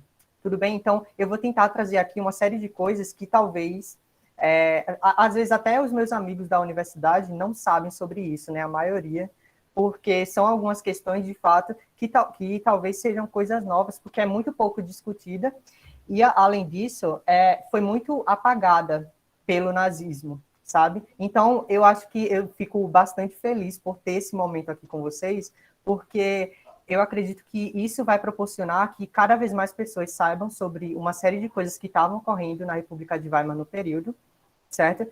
E, enfim, eu espero que ajude a vocês a refletir sobre esse tema, né? E, enfim, desenvolver esse senso crítico e tentar cada vez mais propagar uma série de conteúdos referentes a isso. Pode passar, Evelyn, por favor. Então, Steph falou aqui, se Vinícius e Evelyn quiserem ir respondendo, o povo no chat também tá tudo certo. Pronto, primeiramente, vamos entender o seguinte, né? A Primeira Guerra Mundial é um acontecimento fundamental para a gente compreender o século XX, né? Tanto é que vários estudiosos já demonstram, por exemplo, né, que na Primeira Guerra Mundial, o fim da Primeira Guerra Mundial, que vai ocorrer a virada do século XIX para o século XX. Por qual motivo isso? Porque a Primeira Guerra Mundial ela vai romper com a série de valores que a sociedade tinha antes, que é o valor de progresso, de que o mundo, né, seria cada vez mais acima, né, com mais progresso, com mais ordem, etc., com mais ciência, tudo muito bem estruturado, etc., após a Primeira Guerra Mundial. Essa era a visão antes da Primeira Guerra Mundial. E aí o que acontece? Na Primeira Guerra Mundial, a gente tem uma transformação disso, porque a ciência, que era tão valorizada antes, né, a razão, etc., foi utilizada para uma série de barbáries que vai constituir esse período, certo? Então, é muito interessante a gente observar como ela é um divisor de água para a gente entender a história do século XX como um todo, certo? E aí vamos partir para a Alemanha. A gente tem o Império Alemão, certo? Que a Alemanha estava vivendo... Então, a República de Weimar não tanto, mas eu vou trazer justamente para a gente pensar um pouco mais além do vestibular, tá? Então, o Império Alemão, a gente tem um crescimento econômico muito grande e de grande ascensão econômica na Alemanha, justamente durante aquele período da Revolução Industrial, etc., a Alemanha vai conseguir passar por um processo de industrialização muito grande e também de militarização. É isso que favorece, inclusive, que a Alemanha consiga se dar tão bem em tantas batalhas e conflitos na Primeira Guerra Mundial, certo? Então, a Alemanha vai ser uma nação muito poderosa. Tanto é que muitas pessoas, né, da Alemanha diziam que a guerra já estava vencida, porque eles não tinham mais nada, né, para fazer, já que tinham tanto armamento bélico. Mas aí o que acontece? Isso não vai acontecer, certo? O que vai acontecer? A Alemanha vai ser derrotada na guerra. E isso vai trazer uma série de consequências catastróficas para a Alemanha. Então, a gente está falando de crise econômica, certo? A gente está falando de inflação muito alta, de desemprego, etc. E isso durante a Primeira Guerra Mundial também, sabe? E aí o que acontece? Essa situação de grande crise que a Alemanha estava vivendo, enquanto cada vez mais o governo tentava mobilizar recursos, etc., para desenvolver a Primeira Guerra Mundial, acontece uma revolução na Alemanha, certo? Então, o que acontece? Essa revolução não vai, como o Vinícius estava falando, né, levar os comunistas ao poder, tá? Os comunistas ao poder e virar uma União Soviética da vida. Não vai acontecer isso. O que acontece é que essa revolução vai ser desenvolvida por uma série de grupos políticos distintos, com motivações distintas também, certo? Mas o que acontece? A revolução vai levar ao poder, né, devido também a uma série de questões que eu não vou entrar em detalhes aqui por causa do tempo, leva ao poder o Partido Social Democrata Alemão, que esse Partido Social Democrata, ele tinha mais um ideal reformista, né? Eles não queriam colocar o comunismo ou o socialismo na Alemanha. O que eles queriam era apenas reformar aquela sociedade, né? E tentar, de certa forma, estabelecer essa república, certo? E aí o que acontece? A gente tem, a partir desse período, né, a primeira experiência republicana da história da Alemanha, que ficou conhecida como República de Weimar, certo? Então, pode passar, Evelyn. Deu para entender essa introdução, gente? Espero que vocês sejam rápidos aí, porque, pronto, então a República de Weimar é a primeira experiência republicana alemã, leva ao poder o Partido Social Democrata, certo? A gente tem a queda do Segundo Império Alemão, então, graças a uma revolução, certo? Então, vai ocorrer uma revolução. E aí, o que acontece? A República de Weimar, e aí a gente vai entrar em detalhes, né, sobre uma série de questões que estavam presentes ali, mas é um período de grande efervescência cultural, sabe? Da história do Ocidente, assim. Então, tem vários estudiosos, assim, né, e as próprias pessoas que estavam lá vivendo a República, que chamam a República de Weimar de laboratório da modernidade, certo? Então, alguém pode me explicar o que essas pessoas queriam dizer por laboratório da modernidade? Pode usar o microfone para ser mais rápido, não sei. Só queria a participação de vocês. Algum tipo de experiência, qual eu não sei. Certo. Pode ficar com o microfone aberto, Bruno. Então, no laboratório, a gente produz alguma coisa, né? Então, nesse sentido, o laboratório está falando sobre produção. E quando a gente fala modernidade, a gente está falando de um novo tempo. Então, o que acontece? O laboratório da modernidade é a produção de um novo tempo, certo? De experiências, né? De uma série de questões culturais que estão presentes aí, certo? Então, obrigado pela participação, Bruno. Mas aí o que acontece? É uma série de experiências que vão estar presentes na Alemanha, e Berlim, vocês sabem que é a capital da Alemanha, né? Vai ser o grande epicentro, né? O grande centro dessas grandes inovações. Então, a gente tem as artes, a gente tem a literatura, a gente tem a ciência, né? Uma série de vanguardas modernas, etc. Inclusive, uma série, por exemplo, o Hitchcock, eu acho que vocês conhecem, né? Quem é o Hitchcock? Ele que, enfim, é muito, muito famoso, etc. Se vocês souberem que pode digitar aí, depois a gente vê.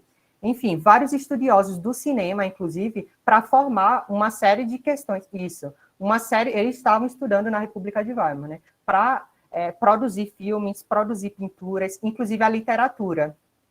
Certo? Hitchcock é um diretor de cinema. Inclusive, para produzir uma série de questões do cinema, né? O cinema alemão desse período é muito importante, a literatura é muito importante.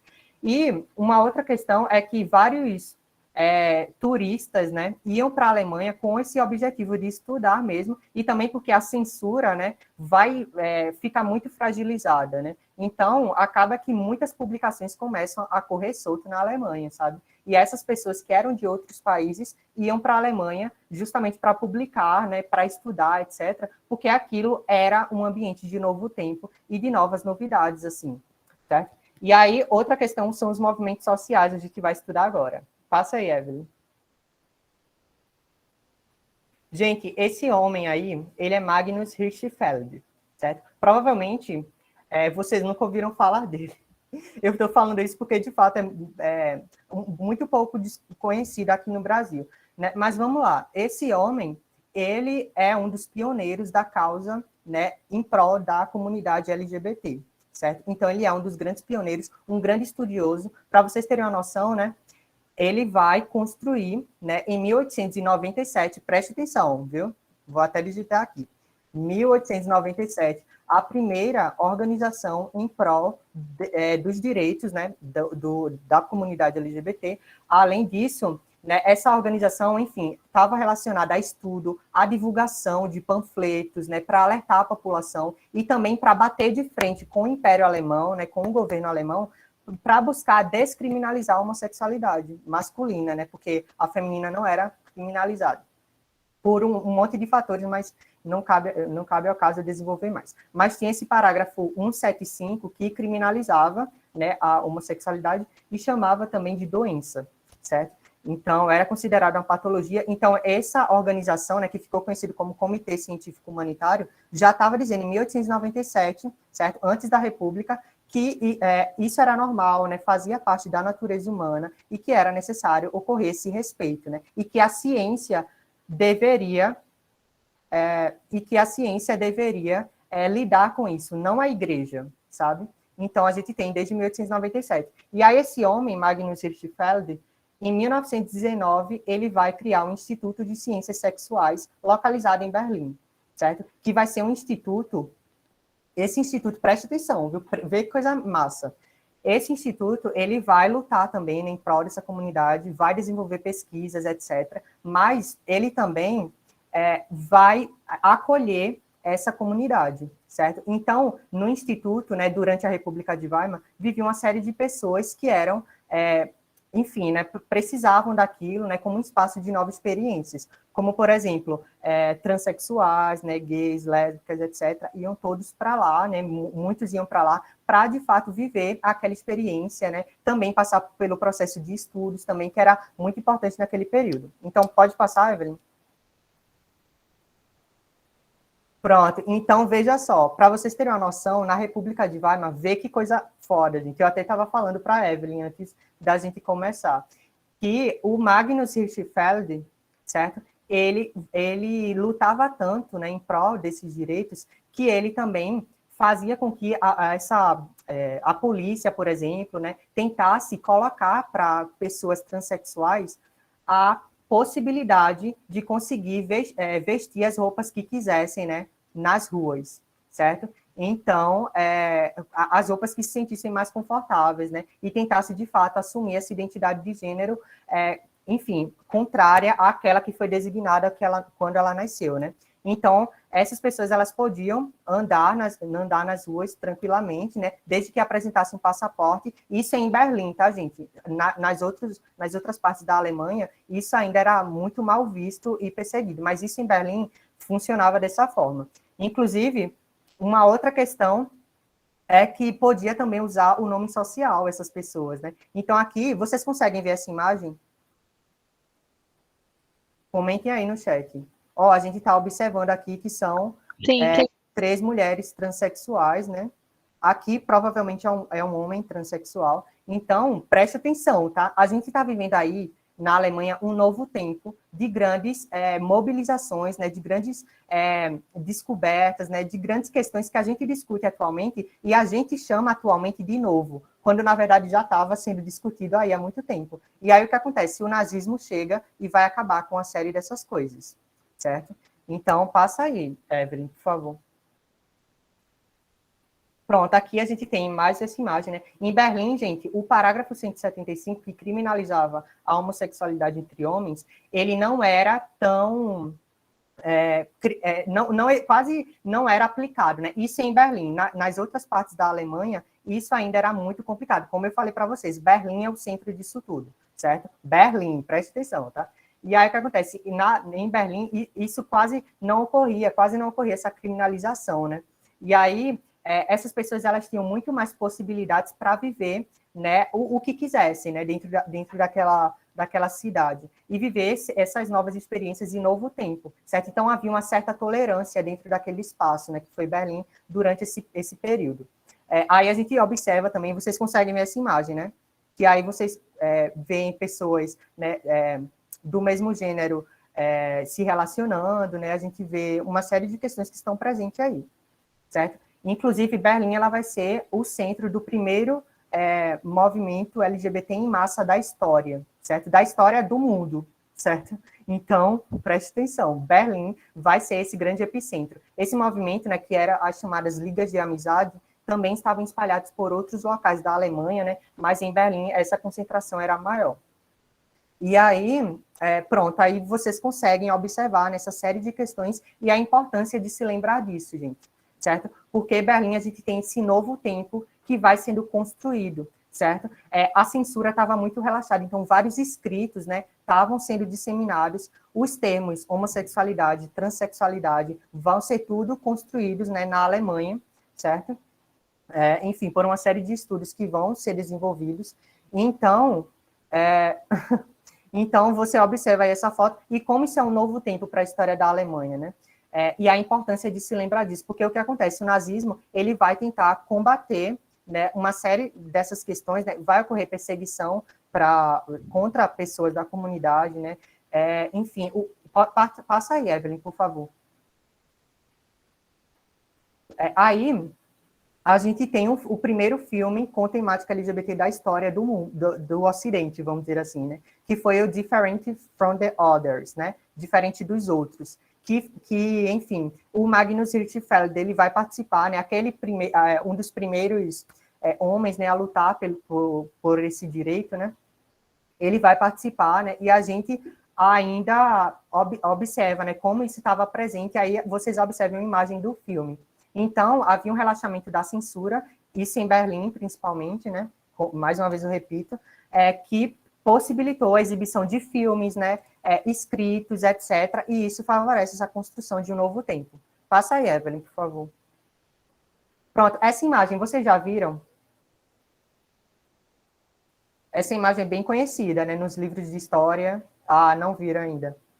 Pronto, tudo bem. Mas, tipo, quando a gente observa aquelas imagens de queima de livros, né? E essa imagem, que é muito recorrente nos livros de história, a gente está observando nazistas entrando no Instituto Hirschfeld, que eu falei para vocês, né? Que era um espaço de estudo, etc., saqueando, né? E ele vai queimar em praça pública uma série de escritos, certo?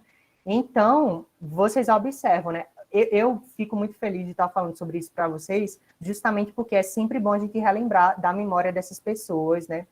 E relembrar de como isso estava presente na Alemanha do período, né? E como isso vai ser destruído também. Tudo bem, gente? Então, passa aí, Evelyn, por favor.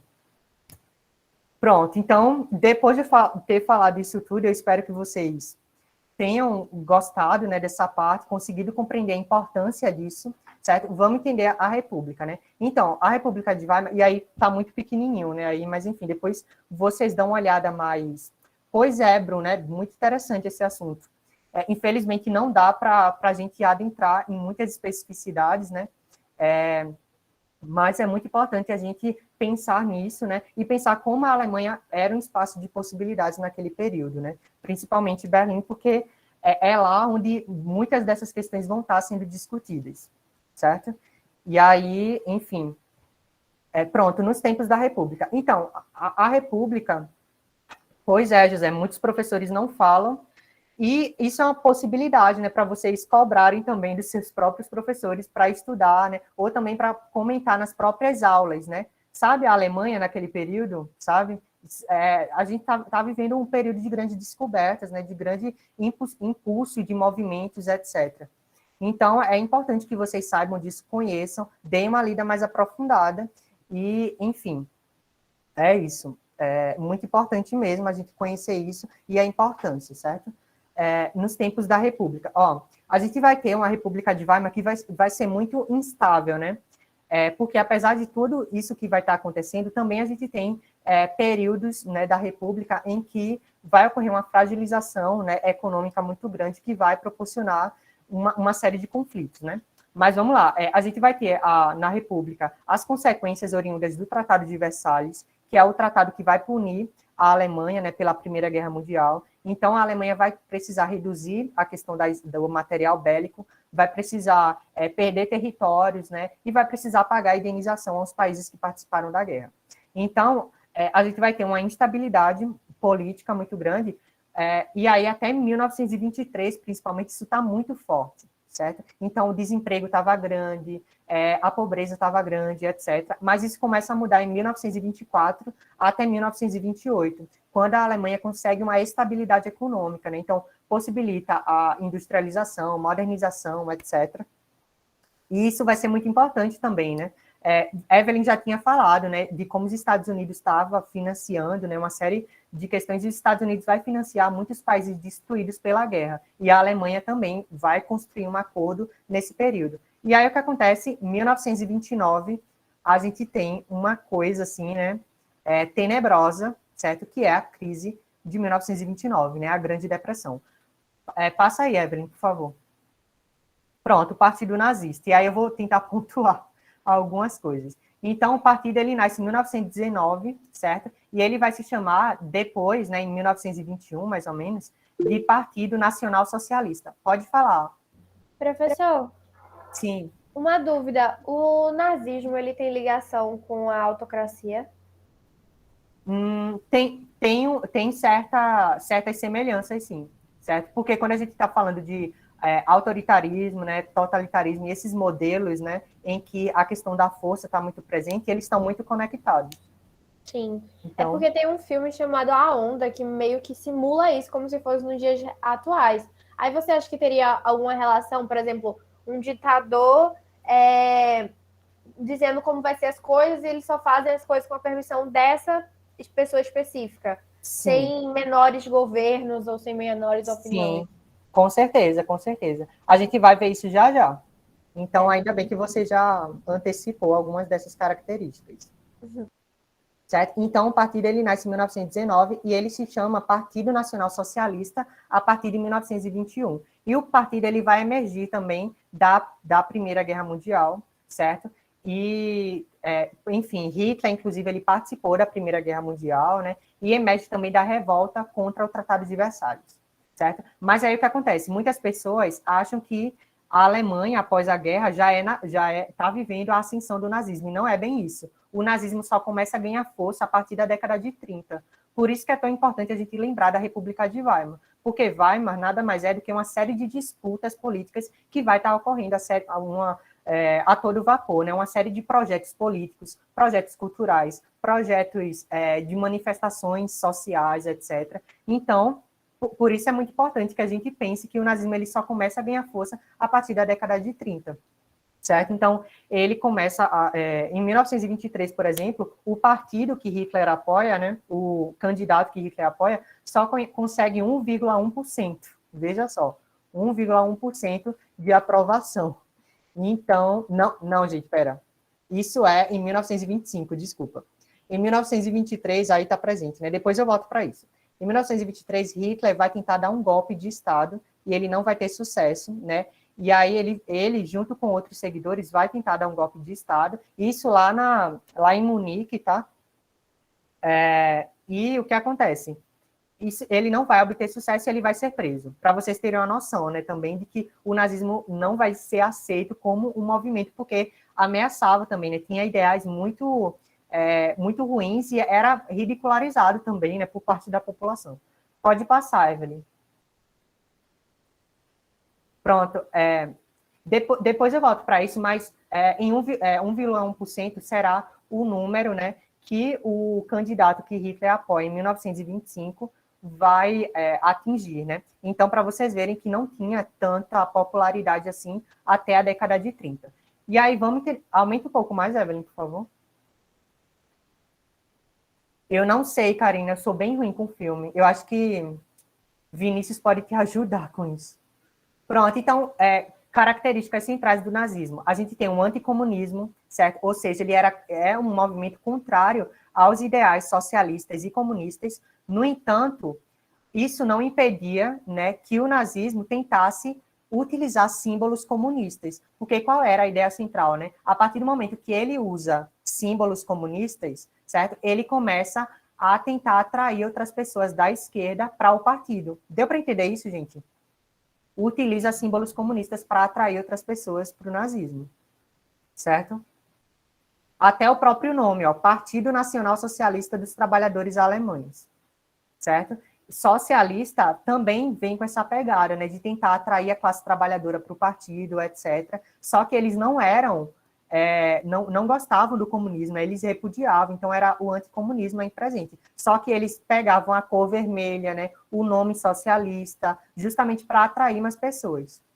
O nome do partido é Partido Nacional Socialista dos Trabalhadores Alemães. E aí o termo socialista vem justamente nisso, né, porque Hitler quer atrair a essa população, a classe operária, né, quer atrair esses manifestantes de esquerda, etc., para tentar fazer uma lavagem cerebral neles também.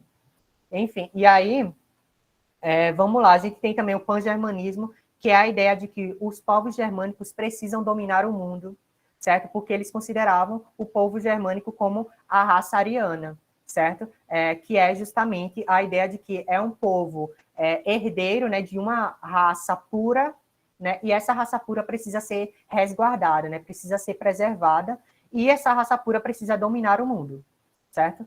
É isso mesmo, a ideia da eugenia, que é justamente você tentar dividir a sociedade entre aquelas pessoas boas, né, aquelas pessoas que têm, no caso do nazismo, uma raça pura, né, contrárias àquelas outras pessoas que possuem, né, vamos dizer assim, são pessoas que podem afetar, né, aquela manutenção da raça, certo? Enfim, isso ao longo do tempo vai ganhando novas questões. Sim, também tem a ver com miscigenação. No Brasil, isso vai estar muito presente também, etc. Olha aí, ele falou em embranquecimento racial, estava muito presente no Brasil isso. Então, foi construída uma série de políticas, né, também dentro da Alemanha nazista, para tentar, né, praticar essa questão da eugenia, certo? Que é justamente você caçar aquelas pessoas que podem prejudicar o povo alemão, né, esse povo germânico que precisa dominar o mundo. E aí, uma outra coisa é o antissemitismo, que daí vem a questão do ódio ao judeu, né? Porque o que eles achavam que tornava eles puros. Então, é justamente isso, serem herdeiros da raça ariana. A raça ariana é considerada uma das raças, né, segundo eles, fundadoras da Europa, né, do povo europeu, etc. Então, era necessário, né, preservar isso. Eles diziam que tinha essa herança. E aí, gente, tem essa questão do antissemitismo, que é o ódio aos judeus, que eles diziam que os judeus eram uma raça impura, certo? e também eles eram culpados pelas desgraças da Alemanha, certo? Não, Esther, era ser germânico, o povo germânico mesmo, porque justamente esse povo ele havia se fixado, né, nesses territórios dos povos germânicos mesmo. A Aline quer falar algo? Pode Ô, falar primeiro. professor, Sim. tem alguma explicação deles acharem isso dos judeus? Então, como já está muito próximo de acabar, eu não vou poder entrar em detalhes quanto a isso, mas talvez vocês possam falar na monitoria, porque é um assunto bem elaborado, sabe? Mas tentem compreender o seguinte, né? Para Hitler, né, e para os nazistas, os museus eram culpados pela desgraça da Alemanha, né? E era dito que os judeus haviam fragmentado a economia da Alemanha, né? Enfim, e eles consideravam que eles que eram os culpados por tudo isso, né? E aí, uma das questões também era dizer que os judeus eram marxistas, né, socialistas, etc., ao mesmo tempo que dizia que os judeus estavam envolvidos com as profissões liberais do capitalismo, que era uma contradição considerável. Mas aí uma outra questão era o nacionalismo, né, que é justamente aquilo que eu falei para vocês, né, essa ideia da Alemanha como um povo superior e que deveria desenvolver, né, e estar centrado naquilo que é nacional, né, próprio do povo germânico. E aí, pode passar, Evelyn.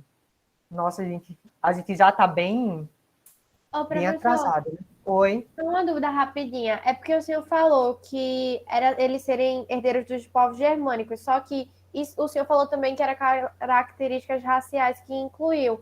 Então, incluía, tipo, eles serem brancos, olhos azuis, ou não? Só apenas serem germânicos?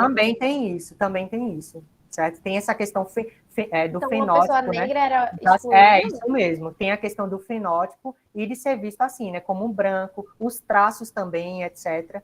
Então, é isso. Pronto, aí o nazismo ele começa a emergir a partir de 1929. Eu errei aqui, eu coloquei 1900... Ah, não, tá certo. Pronto. Em 1929 começa a atrair, né, mais seguidores, justamente por causa da crise, né, econômica. Então, os discursos de Hitler, né, mobilizando o povo alemão, etc., está tudo muito relacionado a isso, né, a crise de 29, que vai fragmentar a Alemanha consideravelmente. Então, o desemprego aumenta, tipo, é metade quase do povo alemão que fica desempregado, né, a inflação aumenta consideravelmente.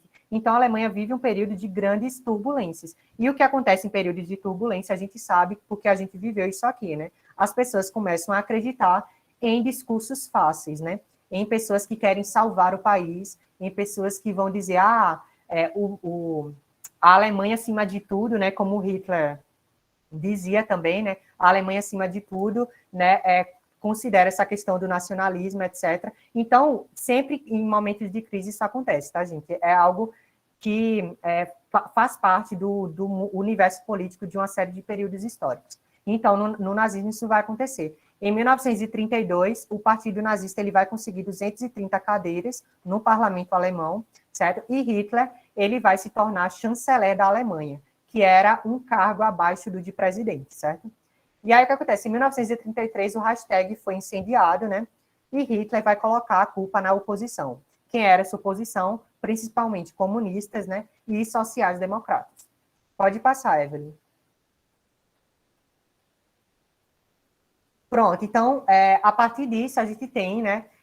Hitler ele vai tentar persuadir também o parlamento alemão para lhe dar plenos poderes, né? Enfim, e isso vai acontecer, tá, gente? É um golpe que vai acontecer também, certo? Dentro desse contexto. E aí o que acontece? O presidente ele morre, que é o Hindenburg, em 1934, e o Hitler assume, né, a função de presidente e de chanceler e acumula o título de Führer, certo? Que é o de chefe. Então, o que acontece, né? Hitler vai eliminar partidos políticos, jornais de oposição, sindicatos, certo? Então, ele vai abolir uma série de questões que podiam, de certa forma, ameaçar o seu governo. Ele vai descumprir o Tratado de Versalhes e vai investir em indústria militar e vai ocorrer uma propaganda nazista considerável, né? Para tentar, de fato, inculcar na mente da população, né, essa ideia do nazismo como um salvador, né, e atrair cada vez mais pessoas para o consenso. Por isso que Vinícius, inclusive, falou, né, sobre essa questão de como isso pode ser usado na redação, certo? Pode passar, Evelyn. Pronto, e aí a gente tem, né, o uso de campos de concentração, né, a ciência vai ser muito utilizada pelo nazismo para exterminar judeus, mas também outros grupos, como, por exemplo, LGBT, né, gays, enfim, transexuais, etc. Todas essas pessoas que podiam, de certa forma, segundo Hitler, ameaçar os alemães, certo? Enfim, a gente tem também comunistas que vão para os campos de concentração de forma forçada, etc. Toda a população vai ser envolvida também no programa nazista do Terceiro Reich, né, que é justamente tentar trazer cada vez mais pessoas e construir instituições para tentar fazer com que as pessoas comecem a apoiar o nazismo, né, e aderir à causa do nazismo, certo? E o nazismo ele vai fortalecer, sim, ciganos também, Ramon. O nazismo ele vai fortalecer o capitalismo alemão, vejam só, tá? Porque Hitler, apesar dele ter discursos, né, antes que eram contrários ao liberalismo, né, à burguesia, etc., na verdade, o capitalismo vai continuar ocorrendo, certo? E ele vai intensificar consideravelmente e vai se aliar à burguesia. Passa aí, Evelyn, por favor. Pronto, aqui são fotos, tá? Da propaganda nazista contra os comunistas. Aqui tem, ó, Die Gefahr des, aqui embaixo, Bolso... Enfim, gente, a tradução do alemão para o português ia ficar o perigo, né, do bolchevismo, como Vinícius explicou, né, que é justamente essas pessoas filiadas aos ideais marxistas, etc., que vai desenvolver a revolução. Passa aí, Evelyn. Mais imagens, pode passar. Pronto, aí a ideia do corpo puro, né, da Alemanha, né, justamente porque Hitler quer construir uma ideia de raça, né, e preservar essa raça ariana. Então, era necessário ter um corpo puro, né, é aquilo que ele considerava como raça pura. Então, ele investe bastante nessa ideia propagandística mesmo contra outros povos que podiam ameaçar isso, certo? Passa aí, Evelyn. Aí, né, as escolas também, como a Evelyn falou, do fascismo, né, as escolas a mesma coisa, porque o nazismo não deixa de ter uma base fascista, né, obviamente, então vai ser tudo muito bem, enfim, né, essa propaganda vai estar muito presente ali. Passa aí, Evelyn. Pronto, aí são exposições que Hitler fazia contra a chamada arte degenerada, que ele dizia que era arte degenerada, né, entre muitas aspas, porque ele queria, na verdade, fazer com que o povo dissesse que aquilo não era arte, né, e que precisava ser caçada, né, e aqueles autores também precisavam ser caçados, porque ele quer um novo ideal de arte, certo? Então, Karina, tem todo um estudo sobre isso, né, mas eu não vou entrar nesses detalhes aí, mas se tu pesquisar na internet depois, vai ter alguns estudos sobre isso, só que a população negra também era vista como algo que podia tornar menos pura a raça ariana, né, dos nazistas e do povo alemão. Enfim, aqui são imagens do campo de concentração. Pode passar, Evelyn, por favor. Aqui é uma série de trechos que eu coloquei para depois vocês darem uma olhada. Pronto, aí crianças também, né? Enfim, gente, imagens muito fortes. Aí é o nosso querido presidente, né? Querido, não, né? Enfim, esse verme aí, eu não sei o que falar, dizendo que o nazismo foi de esquerda, quando, na verdade, a gente acaba de ver que o nazismo era anticomunista, certo? E, enfim, é toda a imagem para deslegitimar o que foi os movimentos de esquerda, né, ao longo do tempo, e o que é o movimento de esquerda atualmente, dizendo que o nazismo foi de esquerda, mas a gente viu que não é, certo? E que era anticomunista. Pode passar, Evelyn? Aí é a imagem do Roberto Alvim, né? O que seria ministro da Cultura do governo, e ao lado a gente tem Joseph Goebbels, né, que é o ministro, né, da publicidade e propaganda do governo nazista. Então, vocês conseguem observar as semelhanças, né, gente? Consegue observar? Preste atenção. Tanto é que esse homem aí, né, ministro da Cultura do governo Bolsonaro, né, e aí logo depois ele teve que sair do cargo, né, enfim, ele acabou representando aí, né, vários símbolos do governo, né, nazista, né, e do Joseph Goebbels. Tanto é que tinha até a ópera de Wagner, né, passando aí durante o discurso dele. Enfim, pode passar, por favor, Evelyn? Aí a gente ainda vê, né, uma série, e para finalizar, né, uma série de questões que está relacionados ao nazismo na nossa contemporaneidade, né? Que a gente precisa cada vez mais criticar isso, né? E tentar questionar, né? E, enfim, repudiar, certo? Pronto. Eu tentei dar o meu melhor aqui, tá, gente? Mas eu sei que ficou rápido. Mas é isso. Eu espero que vocês tenham gostado da aula. Depois dê uma olhada de forma melhor, né? Espero que tenham gostado. Tchau, professor. Obrigada pela aula. A Tchau, aula por foi nada. incrível, professor. Obrigada. Tchau, tchau, gente. A aula Tchau. foi ótima, professores. Muito obrigada. Tchau. Tchau, gente. Tchau, gente. O único Tchau, defeito do slide foi gente. a foto de Bolsonaro mesmo. Só esse problema, assim, que eu me sinto um pouco desconfortável. Valeu aí. Tchau. Pois é. Tchau.